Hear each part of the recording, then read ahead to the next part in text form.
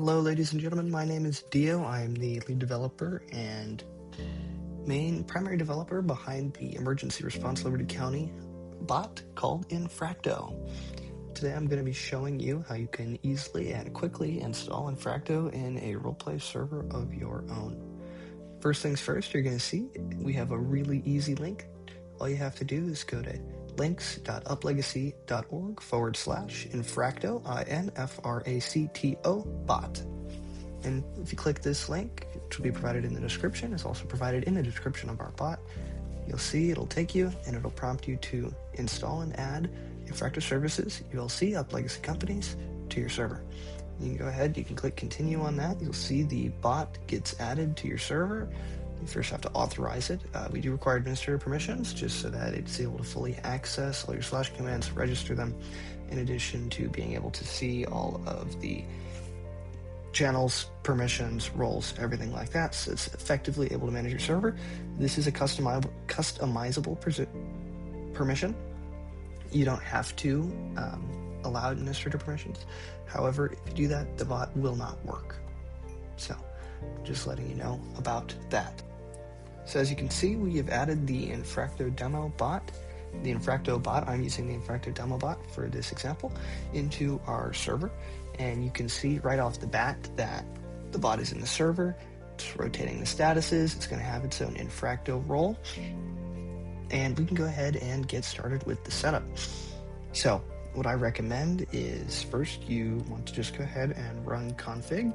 Make sure you can see everything. Make sure you can tell what's set up, what's not, what needs to be done.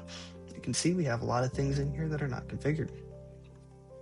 This is just a quick start guide. So for those who are a premium server, there will be a more in-depth video to explain how to set up your server to get the full advantage of Infracto Premium very soon. Now, to go ahead and start, you're going to want to just select a setting to configure. You can configure join and leave notifications, which is one of our basic settings, and you can decide what you want to do. So join and leave notifications are notifications where whenever somebody joins or leaves your emergency response Liberty County private server, the bot will send a message with a timestamp and a username directly to this channel that you specify. It does also log these joins and leaves in user profile lookups, so you do not have to enable this if you do not want to.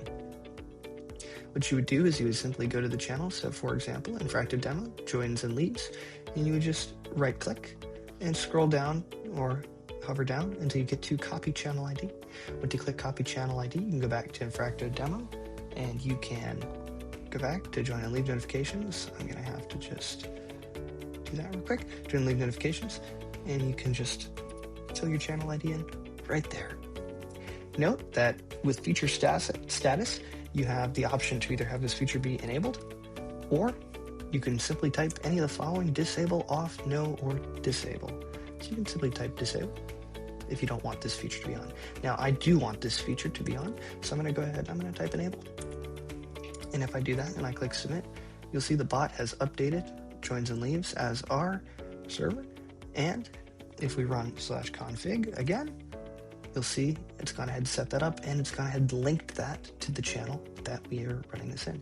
In addition, I want to set up moderation logs. So you'll head over to moderation logs, your channel for that, copy the channel ID, and then you'll click moderation logs. It's very simple.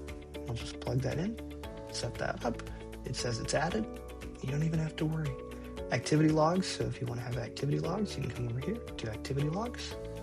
This will track server activity, so it'll send you a message when staff members join and leave, because Infracto does automatically track staff shift time. So whenever your staff member joins the server and they have a staff member role in Discord and their Roblox account is linked, their time and session time is automatically tracked, so that way they don't have to worry about starting a shift, as Infracto is able to intelligently detect when they've joined the server. I want to go ahead and I want to set up activity logs so I can get those shift logs for when my staff members are in game. I've gone ahead and set that up, and you can see activity log has been updated, and it gives us the new value at the channel name as well as the timestamp. I'd also like to set up the ban request channel. So in order to have ban request be fulfilled, I want to make sure that I have the ban request channel set up. The bot will work without it. However, your server management will not be notified whenever there is a ban request. I want to go and set that up. Now, I could set up leave of absence and LO8 roles. However, I don't really need leave of absence, or maybe I have my own system for that. So I can just type off. And just like that, leave of absence has been disabled. It's not going to consume any resources. It's not going to make the bot slow. And you can see, if you want, I can update my config settings, and we can see that we have all of our settings set up here, and our disabled features is leave of absence. But don't worry, if you want to add leave of absence back, it's super easy to get started. All you have to do is type on. And just like that, it's been re-enabled. And you can go ahead and click config, and you can see it's come back. Now, in order to manage the config for the Discord server, you have to have the Discord administrator permission. This is just to prevent abuse and to ensure that nobody who isn't supposed to is messing with your game and your settings and your server, because you have a lot of sensitive permissions in here. And now, the most important part that you do need to set up, it's going to be, you're going to go down in here, and you're going to want to look for, see a bunch of premium settings, your URL server API key. This is going to be very important. This has to be accurate, otherwise your bot will not function. You'll receive errors anytime you try and run ERLC commands. Now, for the sake of this video, I'm not going to be providing an ERLC API key. You can find your API key by going in-game, going to your private server settings, and if you have the ERLC API server pack, you can scroll down and you can find, just copy that and paste that in right here. Once you paste it in, so let's say I put in, this is my API key, and I click save. It's gone ahead and been updated, and it's hidden for security. So that way, if you have multiple people with administrator permissions, but you're the one with the API key, they're not going to be able to see it because your ERLC API key is hidden. There is no way to access it until you change it. So in the case that you forget it, there's no access to get it from the bot. You're just going to have to go back in-game and copy it or reset it if it's been compromised. Now, the last three most important settings that you're going to want to do is going to be to configure your admin, moderator, and management roles.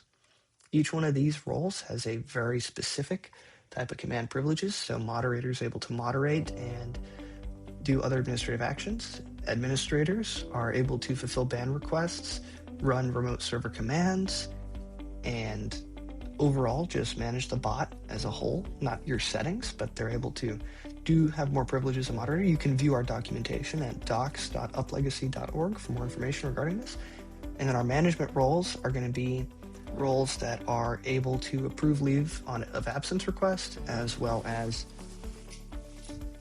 excuse me, activity management, so exporting activity along with other things. What you want to do for these is you're going to want to go up and you're going to want to find your roles. You can either go up to settings and you can go into server settings and find your role there, or what I find easier is you can just find the roles. So for example, I have the admin role here, management role here, the moderator role here. And what you can do is you can literally just hover over that role, right click copy role ID, and what you can do is you can come in here and you can just go to admin role and you just plug it in. Please note, the admin role will not disable. If you disable the admin role, you're disabling the commands, as no role will be able to run the commands. And you click save, and it's going to say it's been updated as admin. I'm going to add my management role, so I can go back in here and I can go to management role, and I can edit here. Please note, there are multiple management roles, so in the case that you have multiple roles that need that management permission, you're able to add them by simply separating them with a comma. However, I think the best general practice is to just have a blanket role for all of your admins, mods, and management staff, and then name that, for example, admin permissions, moderator permissions, management permissions, and then give those and stack them. So if a moderator needs management permissions, you would have to give them moderator and management. Or if an admin needed management permissions, you have to give them admin and management. Or if a moderator needs admin permissions, then you would have to give them moderator and admin. And I'm finally going to fill out my moderator role here. Super easy. You just scroll through the menu and add it. And just like that, if we run /config, our server is fully configured to be functional for what I need, other than leave of absence, and the rest of the settings can all be added at your convenience. Thank you guys for watching. If you have any questions, you are always welcome to reach out, create a ticket. Legacy is always super happy to help and provide support for our services, and we appreciate you using Infracto. Thank you. Have a wonderful day.